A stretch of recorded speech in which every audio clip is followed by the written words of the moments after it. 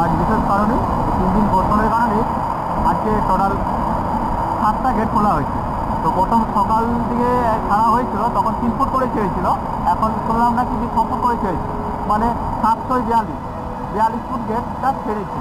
তো এই 42 foot gate ছাড়ার কারণে দেখতেই পাচ্ছেন যে কীরকম একটা প্রবল ধারে মানে বৃষ্টি যে বেরিয়ে আসছে, গ্যাস থেকে বেরিয়ে, এবং সেটা নদীর মাধ্যমে চলে আসছে।